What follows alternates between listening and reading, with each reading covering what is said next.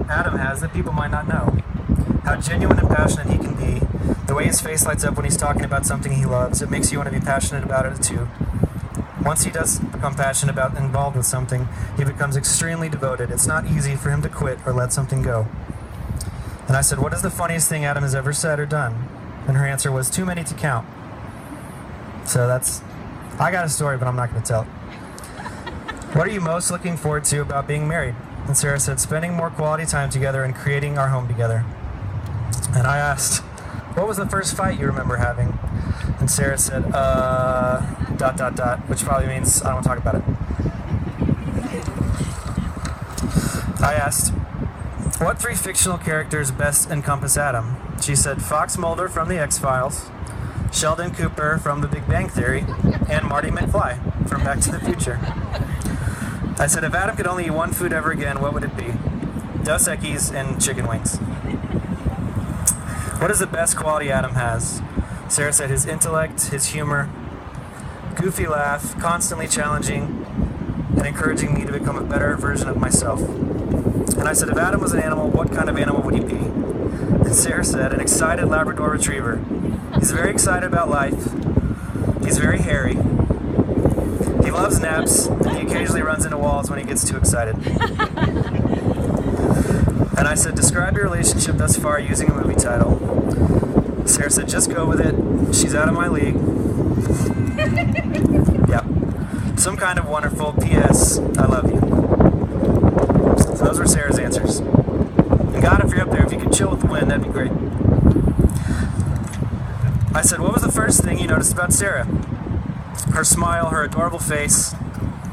She seemed excited but nervous. She was more than happy to geek out over her favorite bands, subject of sci-fi.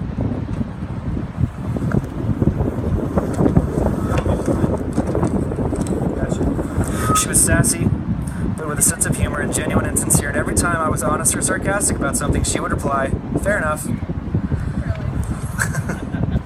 I said, what is a talent Sarah has that people might not know?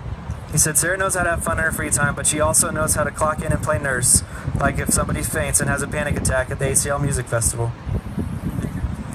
And I said, what is the funniest thing Sarah has ever said or done? Adam said, we were at a party once, and Sarah had a few drinks, nothing crazy, but she said she had moon rocks in her nose. Whatever that means. Allergies, she says. Okay, sure. What are you most looking forward to about being together? Married. Looking for a church together, she said. More rock shows and sci-fi movies. Traveling, road trips to music festivals. Comic-Con. Dressing up for Halloween every year. Binge watching sci-fi shows like X-Files and Stranger Things. Reading the book, then watching the movie together. Rescuing more people when they faint at concerts. And I asked him, what was the first fight you remember having? And he said, we don't fight, we just talk passionately about things. Good answer. You have learned. What 3 fictional or famous characters best encompass Sarah? He said, Sarah reminds me of Adrian Armstrong, the Green Day dude's wife. Maybe too obscure, but she looks like her, just like her in my opinion. Good one.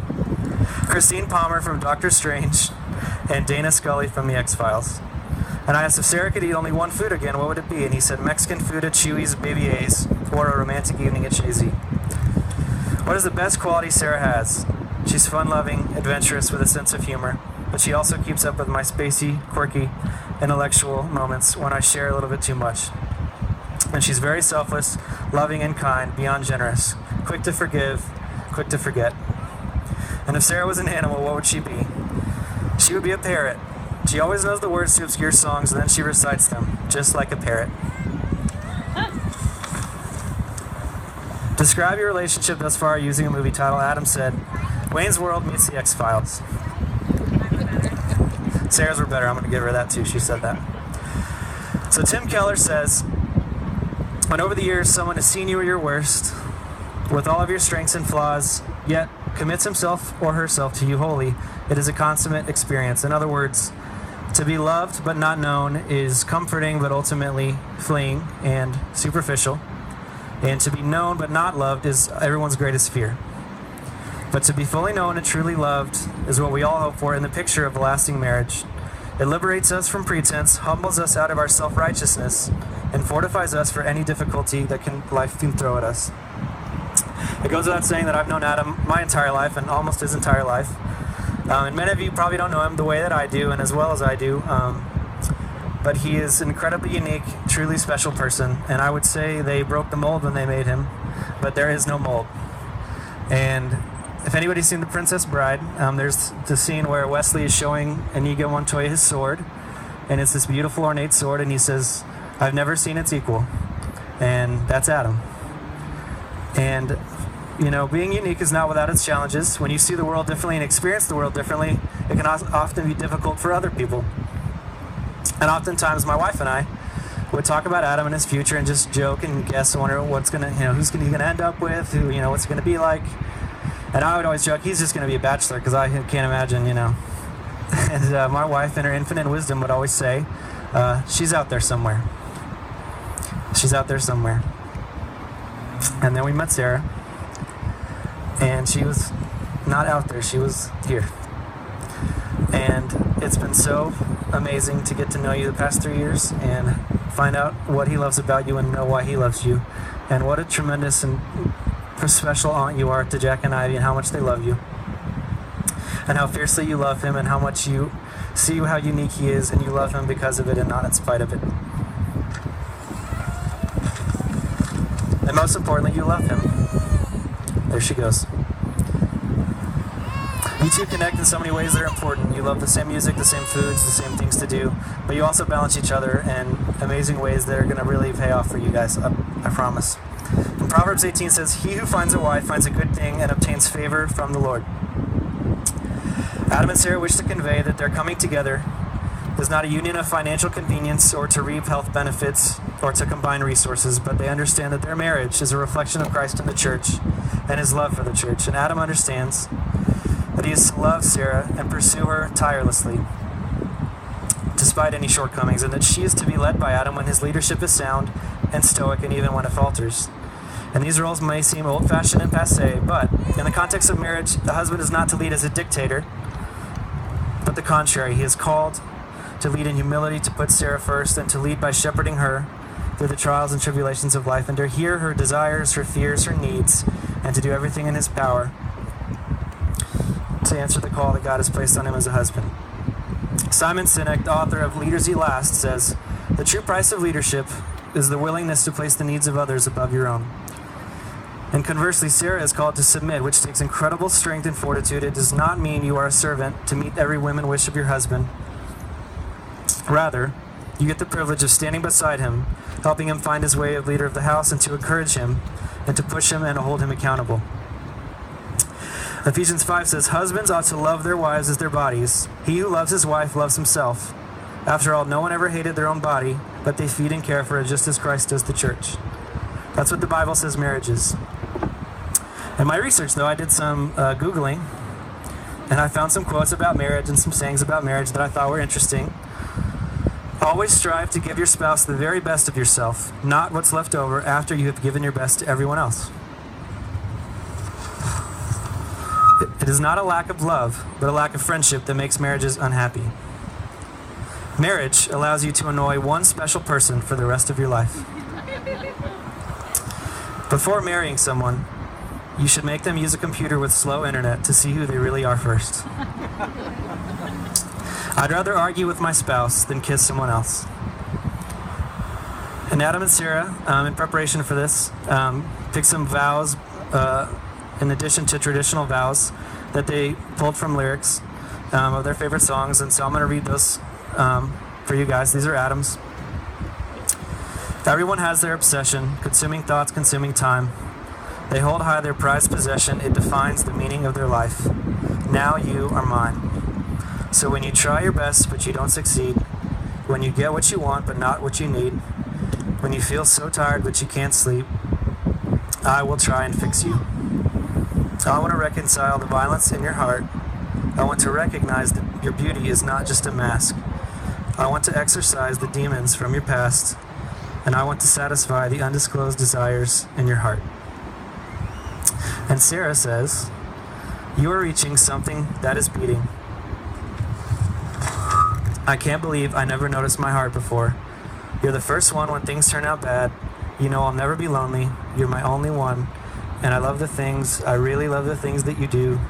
Ooh, you're my best friend. Sorry. And so today, my world smiles, your hand in mine. We walk the miles, thanks to you, it will be done. For you, to me, are the only one. Now let's get down to business. So you guys face each other, excuse me. Adam, please repeat after me. I, Adam, take you, Sarah, to be my wife. To have and to hold. From this day forward. For better or for worse. For rich or for poor. In sickness and in health. From this day forward. Until death parts us. Sarah. I, Sarah, take you, Adam, to be my husband, to have and to hold, from this day forward, for better or for worse, for rich or for poor, in sickness and in health, to love and to cherish, from this day forward, until death parts us. Adam and Sarah, you each have picked rings, as a symbol of your vows to each other, and your rings will serve as a covenant and a symbol to everyone that you love each other and that you are together. Wear these rings as a reminder of the covenant Christ has made and that you have made with each other.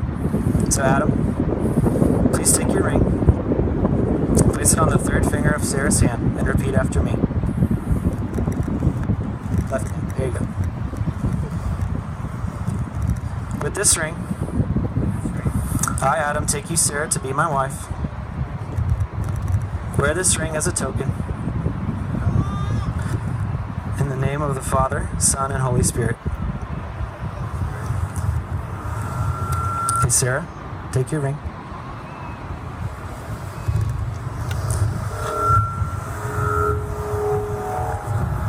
Ryan. I, Sarah, take Adam to be my husband. Wear this ring as a token of my unending covenant with you. In the name of the Father, Son, and Holy Spirit. Colossians 3:14 says, and above all, put on love, which binds everything together in perfect harmony. And let the peace of Christ rule in your hearts, to which indeed you were called in one body.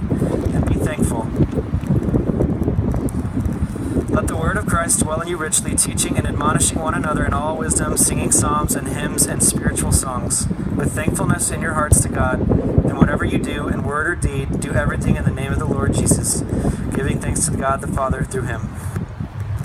I and all these people know that you are committed to love each other and reflect the gospel in your marriage. So, by the power vested in me, by God, the state of Texas, and the internet, I now declare that God has made you husband and wife. Adam, you may now kiss your first and only wife. Therefore, what God has joined together, let not man separate. And it is my ginormous honor to present for the first time Mr. and Mrs. Adam Ellis.